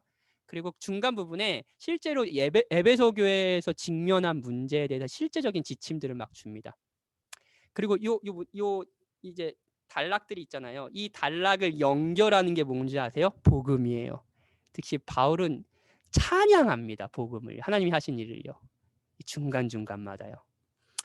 부활하신 예수님을 세상의 왕으로 높이고 찬양하는 게 계속 나오는 거예요. 중간 단락의 끝마침, 새로운 단락을 시작할 때마다요. 여러분, 잘못된 가르침에 맞서서 어떻게 바른 진리를 전해야 고민해야 되고 교회가 직면한 문제에 대해 어떻게 실제적인 지침을 마련할까도 고민해야 되지만 이러한 고민의 중심에는 뭐가 있어야 돼요? 바로 복음이 있어야 됩니다. 복음이요. 조금 살펴볼까요? 에베소의 거짓 가르침을 있었다고 그랬잖아요. 그 뭐 역시 뭐 율법주의와 관련이 있습니다. 예, 뭐 거짓 가르침의 대부분이 율법주의에서 사실은 모든 종교가 그렇듯이 그래서 자유로울 수 없는 부분이 있어요. 율법이 자신의 의를 확인하고 드러내는 데 사용하는 것이라고 여전히 오해하고 있는 거예요. 하지만 바울은 율법을 아주 새로운 시각으로 이렇게 얘기합니다. 그러나 율법은 사람의 그것을 적법하게만 쓰며 율법 자체가 악한 건 아니에요. 적법하게 쓰면 선한 거예요. 어떻게 쓰냐면요. 오직 불법한 자와 복종하지 아니하는 자와 경건하지 아니하는 자와 죄인 거룩하지 않은 자와 죄인들이죠. 아버지를 죽이는 자와 어머니를 죽이는 자, 살인하는 자, 음행하는 자, 남색하는 자, 음식하는 자와 거짓말하는 자와 음식하는 자와 기타 바른 교를 거스리는 자를 위함이래요. 자, 여러분 보십니까? 적법하게 쓰는 게 뭐예요? 율법이 죄인들을 위함이래요. 죄인들을 어떻게 위할까요? 죄인들이 자신의 죄를 깨닫게 되는 거예요. 율법이 그 용도입니다, 여러분. 율법이 없어요. 하나님의 명확히 말씀하는 무엇이 선하고 무엇이 악한 것이다라는 기준이 없어요. 그런다면 죄인들은 죄를 알지 못할 겁니다. 하지만 율법이 있어요. 그 율법은 우리에게 무엇을 알려주냐면 우리가 죄인이다. 우리가 구원이 필요한 존재다라는 것을 알려줘요. 이 교훈은 내게 맡기신 바 복되신 영광의 하나님의 복음을 따르며 영광의 하나님의 복음을 바라보게 돼요. 나는 죄인이다. 나는 구원이 필요하다. 그리고 그리스도가 나를 위해서 구원을 베푸셨다. 이게 율법이 적법하게 쓰는 겁니다. 율법을 단순히 나의 의로움을 증명해내고 하나님께 인정을 받기 위해서 행하려고 하나님 우리에게 주신 것이 아니라 우리가 하나님 앞에 얼마나 죄인이고 우리가 어떻게 구원이 필요한지를 알려주고 그렇게 그리스도가 하신 일들을 소망하고 우리의 것으로 여겨지게 하는 길로 그리스도를께로 이끄는 것으로 율법이 사용돼요. 그 이후에 사랑을 받은 자들이 살아야 될 삶들도 가르쳐주고요.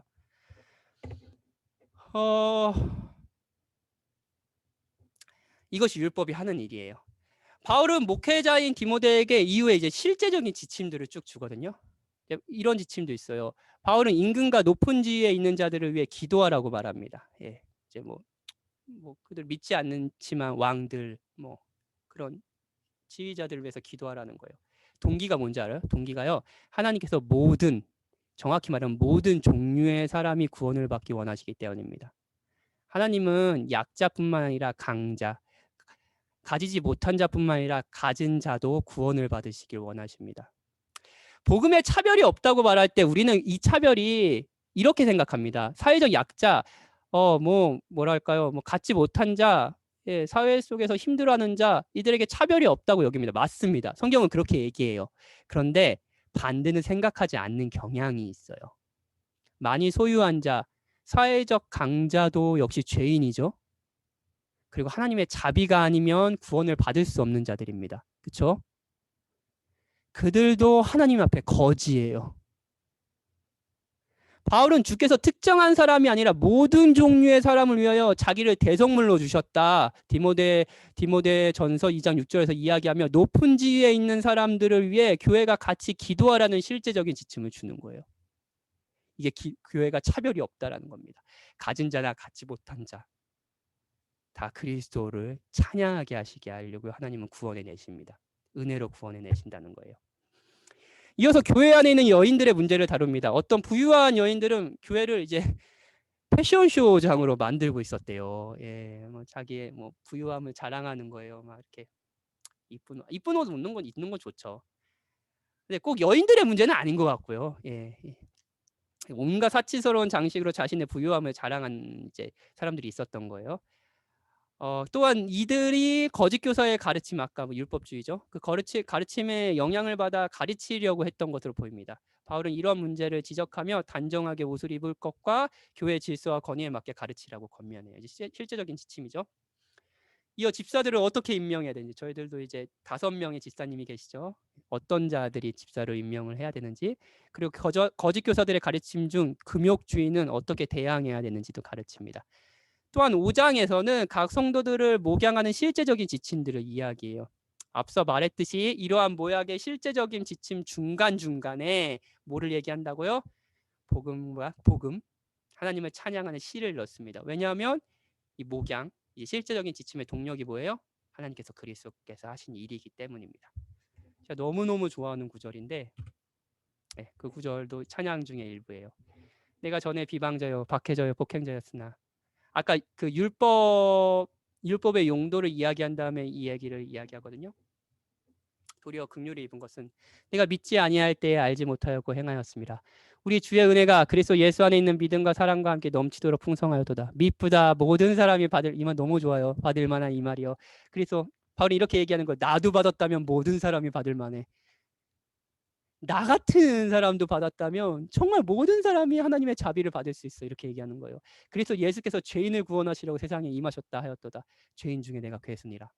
그러나 내가 긍휼을 입은 까닭은 예수 그리스도께서 내게 먼저 오래 참으심을 보이사 후에 주를 믿어 영생을 얻는 자들에게 본이 되게 하려 하심이라. 그리고 찬양합니다. 영원하신 왕, 곧 썩지 아니하고 보이지 아니하고 홀로 하나이신 하나님께 존귀와 영광이 영원 무궁하도록 있을지어다. 아멘.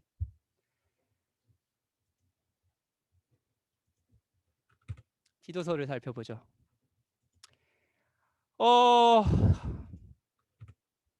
이제 크레타 섬, 그레데 섬입니다. 요 섬이에요. 지난주에 키프로스 섬 이제 얘기했죠. 이게 첫 1차 전도 여행지였죠. 이게 크레타 섬입니다. 여기. 예. 여기에서 사역을 하고 있는 디도에게 보낸 편지예요. 근데 이 크레타 섬, 그레데는 고대 세계에서도 악명이 높았습니다. 이제 거짓말쟁이라는 헬라어 크레티조가 그레덴 같다라는 거에서 따오거든요. 근데 정말로 이제 악명이 높은 사람들이었어요. 예, 뭐 잘 속이고 탐욕스러운 사람들로 유명했어요. 바울도 이 서신서에서 그렇게 얘기합니다.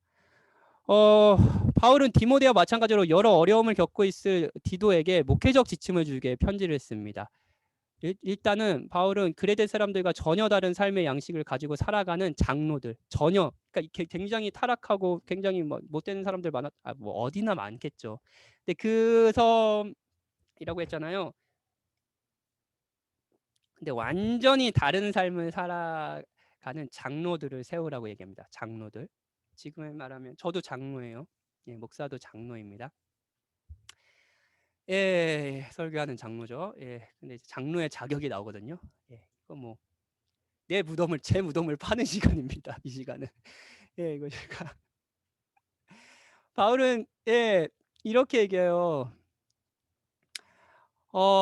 이 장로들이 정직하고 절제하며 관대해야 된다라고 이야기해요. 정말 작아집니다. 예, 관대해야 된다. 아이고. 더욱이 복음을 알고 가르쳐야 된다라고 얘기합니다. 자, 봅시다. 왜 그럴까요? 이렇게 선한 삶을 사는 사람이어야 된다라고 뿐만 아니라 복음을 알고 하나님의 말씀을 알고 가르치는 자여야 된다라는 특징이 왜 장로에게 있어야 할까요? 자, 요 부분이 있고 이 부분이 없다고 생각합시다. 예. 어떤 사람이 정직하고 절제하며 모범적으로 살고 있지만 복음을 알지도 복음을 가르치지도 못한다면 이 사람이 교회에 유익이 될까요?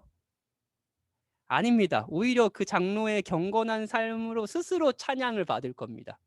그렇죠? 그리고 장로도 복음을 알지 못한다면 자기의 이 선함을 자랑하기에 바쁘겠죠. 예. 왜 장로들이 실제적으로 거룩한 삶을 뿐만 아니라 복음을 알고 누리는 자들이어야 되냐면은 이 모든 것의 동력이 복음이 되어야 되기 때문입니다. 건건하게 살면서 복음을 알고 가르친다는 것은 모든 찬양과 존귀를 은혜를 베푸신 분께 돌린다는 것을 의미합니다. 이들이 바로 교회의 지도자입니다. 아, 진짜 부끄럽네요, 여러분. 아, 제가 제 무덤을 파는 거룩한 삶을 보여줄 바는 아니라 복음을 알고 잘 가르치는 자들, 그 복음을 누리는 사람들, 그들이 이제 장로들입니다. 교회 리더들이에요. 그레데 교인들은 그리스도를 구주로 믿는다고 하지만 윤리적으로 성적으로 타락한 그레데 문화에 동화되고 있었습니다. 그로 인해서 그레데 문화에 굉장히 타락했다 그랬잖아요. 근데 그들과 똑같이 산 거예요. 근데 그로 인해서 하나님의 말씀이 비방을 당하게 됐고요.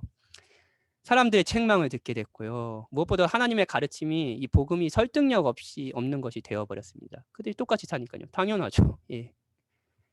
이에 대해 바울은 각 대상들에게 실제적으로 어떻게 그 대상들, 뭐 노인서부터 뭐 여인들, 젊은 여인들, 예, 뭐 각 사람들을 어떻게 목양할지 가르칩니다. 예, 디모데전서와 같죠. 그리고 세상과는 다른 삶을 살아 하나님의 말씀이 비방을 받지 않고 책망할 것이 없게 되고 우리 구주 하나님의 교훈이 빛나게 되게 하라고, 그들의 선한 삶을 살게 독려해서 그렇게 살게 하라고 이야기합니다. 그리고 이러한 실제적인 지침의 교훈의 중심에 뭐가 있는지 알아요? 복음이 있습니다. 복음은 사람을 변화시키는 거예요. 모든 사람에게 구원을 주신 하나님의 은혜가 나타나 우리를 양육하시되 경건하지 않는 것과 이 세상 정욕을 다 버리고 신중함과 의로움과 경건함으로 이 세상에 살고 복스러운 소망과 우리의 크신 하나님 구주 예수 그리스도의 영광이 나타나심을 기다리게 하셨으니 그가 우리를 대신하여 자신을 주심은 모든 불법에서 우리를 속량하시고 값을 주고 사셨다는 거예요. 우리를 깨끗하게 하셨습니다. 그리고 하실 겁니다. 선한 일을 열심히 하는 자기 백성이 되게 하려 하심이라. 이 정신이 사실은 이 복음이 그레데 그 타락한 문화에서 사람들이 다른 삶을 살아가게 하는 동력이 되는 거죠. 우리를 구원하시되 우리로 행한 바 의로운 행위로 말미암지 아니하고 오직 그의 긍휼하심을 따라 은혜로 중세의 시승과 성령의 새롭게 하심으로 하셨나니 우리 구주 예수 그리스도를 말미암아 우리에게 그 성령을 풍성히 부어주사 우리로 그의 은혜를 힘입어 의롭다 하심을 얻어 영생의 소망을 따라 상속자가 되게 하려 하심이라. 이 복음이 새로운 삶을 살게 만드는 겁니다. 사람들에게 하였군요. 복음이 사람을 변화시킨다. 이게 디도서의 핵심입니다. 그리고 이제 마지막 편지입니다.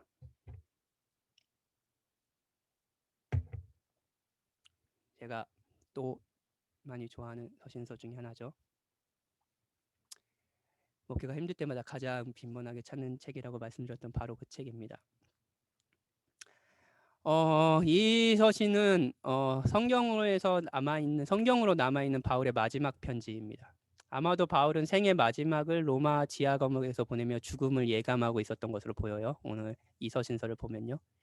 실제로 바울은 이 편지를 쓰고 채 1년이 지나지 않아서 처형된 것으로 보입니다. 이 글을 가만히 읽다 보면 편지를 여러분 쭉 한번 읽어보세요. 이거 굉장히 감동적이고 마음을 울리는 글입니다. 죽음을 앞두고 있는 바울의 외로움이 보입니다. 실제로 바울은 사랑하는 디모데에게 빨리 자신에게 오라고 말해요. 하지만 바울이 단순히 외롭고 고통스럽게 말년을 보낸 것만은 아니에요. 그는 달랐어요. 그에게는 지하 감옥에서도 변하지 않는 소망이 있었어요. 아까 변하지 않는 기쁨, 빌립보서 기억나시나요? 변하지 않는 소망, 복음에 대한 믿음이었습니다. 이게 이제 로마 감옥이라고 하더라고요. 사실 굉장히 습도가 높고 실제로는 여기 지하수들이 아주 막 이렇게 목까지는 아니고 뭐 이렇게 위까지 물이 찬 감옥도 있었다고 해요. 굉장히 인간이 살 수 없는 아주 열악한 환경이었다고 합니다. 거기서 바울이 이렇게 얘기하는 거예요. 나는 선한 싸움을 싸우고 나의 달려갈 길을 마치고 믿음을 지켰으니. 로마 감옥이랑 지하 감옥이랑 처참한 상황에서 바울이 하는 얘기를 들어보십시오. 이제 후로는 나를 위하여 의의 면류관이. 여러분, 이 지하 감옥도 바울이 가진 소망을 건들지 못했습니다. 의의 면류관이 예배되었으니 주 곧 의로우신 재판장이 그날에 내게 주실 것이며 내게만 아니라 주의 나타나심으로 사모하는 모든 자에게 도니라. 바울은 한편으로 모든 인간과 같이 죽음 앞에서 외로움을 느끼고 있었어요. 그렇죠? 하지만 모든 인간과는 달리 소망을 가지고 있었습니다. 하나님께서 그리스도 안에서 하신 일 안에서 자신은 의의 면류관을 받을 것이라는 소망이에요. 바울은 디모데에게 복음과 함께 고난을 받으라고 이야기해요. 실제로 여러분, 구원을 받은 이후 성도들은 완전히 다른 삶을 산다고 했잖아요. 다른 가치관과 세계관이 생긴다고 했잖아요. 그런 삶은 고난이 동반됩니다. 성도들은 세상에서 가치관의 충돌을 계속 겪어요. 이런 충돌들을 계속 겪어요. 지난주에 했던 거잖아요. 율법주의 세계관에서 은혜의 세계관, 교회 안에서 계속 겪는 충돌입니다. 그렇죠? 무엇보다 바울이 그랬습니다. 그는 지금 고난의 최고봉이라고 할 수 있는 로마 지하 감옥에 갇혀 있어요. 하지만 바울은 복음과 함께 고난을 받는 것의 동기 역시 복음이라고 얘기합니다. 하나님이 우리를 구원하사 거룩하신 소명으로 부르시면 우리의 행위대로 하심, 우리의 행위 때문이 아닙니다. 우리의 은혜로 하신 일이에요. 오직 자기의 뜻과 영원 전부터 그리스도 예수 안에서 우리에게 주신 은혜대로 하심이라. 이로 말미암아 내가 또 이 고난을 받되 부끄러워하지 아니함은 내가 믿는 자를 내가 알고 또한 내가 의탁한 것을 그날까지 그가 능히 지키실 줄로 확신하노라. 왜냐하면 이 구원이 나의 행동이 아니라 그리스도의 행동이었기 때문에 그는 감옥에 있더라도 자신의 구원과 의의 면류관을 확신할 수 있었습니다. 고난을 부끄러워하지 않았습니다. 고난당하심으로 자기 백성을 구원하신 그리스도를 복음을 찬양하는 방식으로 그는 고난을 기꺼이 감내하고 소망하며 살았습니다.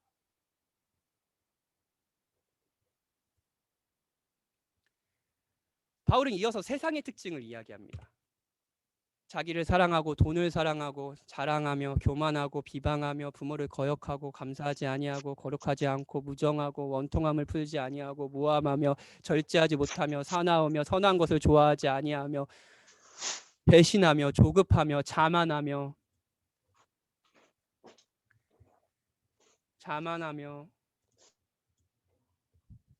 쾌락을 사랑하기를 하나님 사랑하는 것보다 더하고 경건의 모양은 있으나 경건의 능력은 부인하는 세상.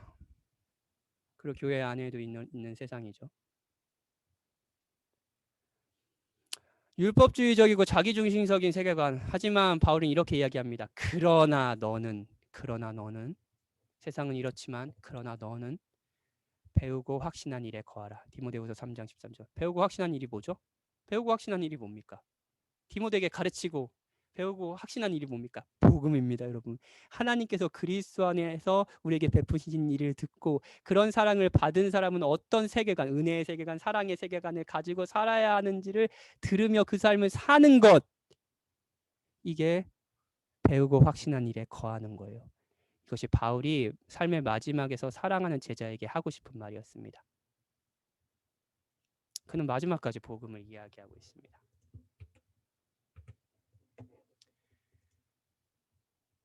바울은 세상의 시각으로는 초라하고 의미 없는 죽음을 맞았지만 그의 기대대로 의의 면류관을 받았을 겁니다. 그리고 바울이 디모데에게 전해준 복음은 에베소 교회에 이어 더 많은 사람들에게 전해졌고요.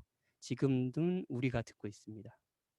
주께서는 자기 백성을 부르실 때 자신이 그리스도 안에서 베푸신 이 영광스러운 사랑의 이야기를 들려주심으로 부르십니다. 복음을요. 뿐만 아니라 자기 백성이 흔들릴 때도 다시 그 사랑을 알려주셔서 그들을 돌이키게 하셨습니다. 고통 가운데서 소망을 갖게 하는 핵심은 뭐냐면요. 복음이었습니다. 하나님께서 그리스도 안에서 하신 일이요. 교회는 복음으로 시작했고요. 복음으로 세워져 갔고요. 견고해져 갔고요. 복음으로 소망했습니다. 제가 이제 이거 제 사진이거든요. 제 아들과 사진인데 제 아들이에요. 박이한인데 이 사진이 왜 이렇게 넣냐면 이제 좀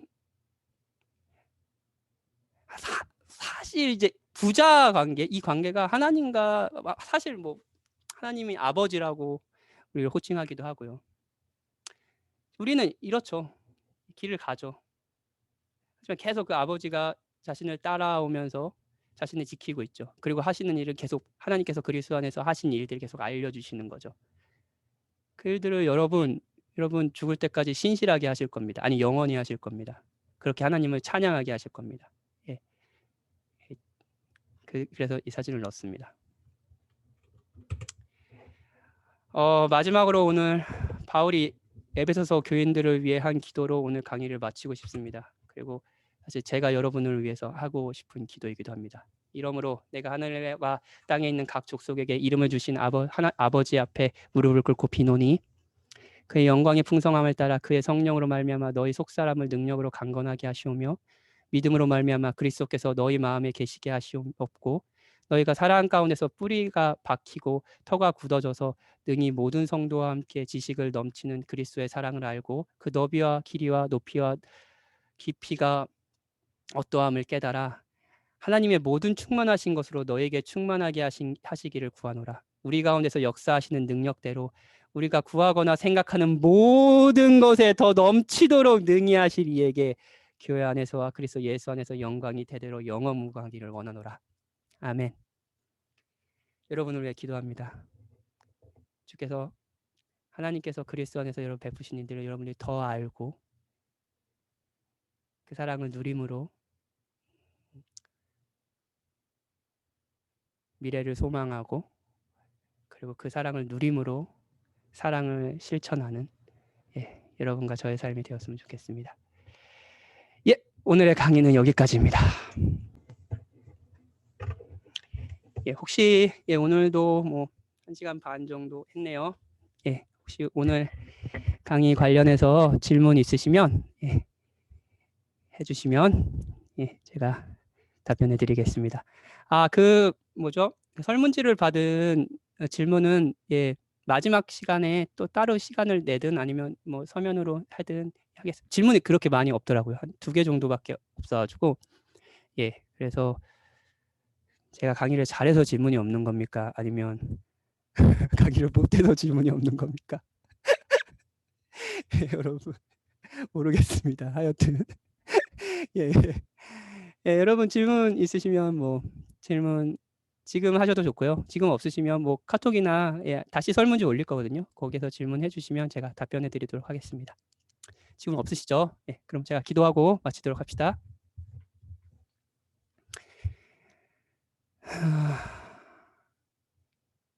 하나님, 생각해보면 처음 우리가 하나님께서 그리스도 안에서 하신 일이 바로 우리의 일이다. 그리스도가 나의 죄가 되어 십자가에 죽으셨고 나를 의롭다 하시기에 부활하셨다. 하나님께서 그리스도 안에서 나를 용납하셨다. 라는 것을 듣고 이 복음을 듣고 하나님의 백성이 되었습니다. 뿐만 아닙니다. 이렇게 하나님의 백성이 되었지만 여전히 하나님이 베푸신 사랑을 작게 보고 특히 그리스도를 작게 보고 여전히 우리가 한 성취와 다른 것에서 우리의 기쁨의 근거를 두며 우상 숭배적인 삶을 살아갈 때도 하나님께서 우리에게 하신 신실하게 우리에게 하신 일은 다시 복음을 알려주시는 것이었습니다. 하나님 정말 그렇습니다. 하나님께서는 계속 그 일을 해주셨습니다. 당신이 그리스도 안에서 우리를 어떻게 사랑하시는지 우리가 그리스도 안에서 얼마나 존귀한 자인지 우리는 범죄할 때도 그 소식을 계속 들었습니다. 그리고 돌이킬 수 있었습니다. 그리고 우리가 소망이 없이 미래를 두려워할 때도 하나님께서 알려주신 것은 복음이었습니다. 그리스도 안에서 우리의 미래가 얼마나 안정하고 안정적인지 위험하지 않은지를 알려주셨습니다. 하나님 감사합니다. 그리고 이 은혜의 복음을 누릴수록 우리는 우리를 자랑하는 것이 아니라 은혜 베푸신 당신을 찬양하고 높일 수 있습니다. 하나님, 이 삶이 행복하다는 것 저희가 더 누릴 수 있게 도와주십시오. 하나님 계속 알려주십시오. 당신의 신실하심을 찬양합니다. 예수님의 이름으로 기도했습니다. 아멘. 예, 감사합니다. 여러분 얼굴 마지막 얼굴 좀 보고. 예, 시영아 안녕. 와, 우리 초등학생도 듣는 성경개관입니다, 여러분. 예, 감사합니다. 여러분 오늘 성경개관 들어주셔서 감사하고요. 다음 주는 5월 5일이어가지고요. 5월 5일 저도 쉬고 여러분도 쉬어야죠. 우리 어린이들을 위한 날이니까 어린이들과 함께 예, 예, 자녀가 없으신 분들 조카들과 함께 그리고 이제 저희 교회 어린이들과 함께 좋은 시간 보내시고요. 예, 그 다음 주 5월 12일 날 마지막 강의로 신약개관 마치도록 하겠습니다. 예, 오늘도 늦은 시간까지 이렇게 잘 들어주셔서 감사합니다. 예, 편안한 밤 되세요. 감사합니다.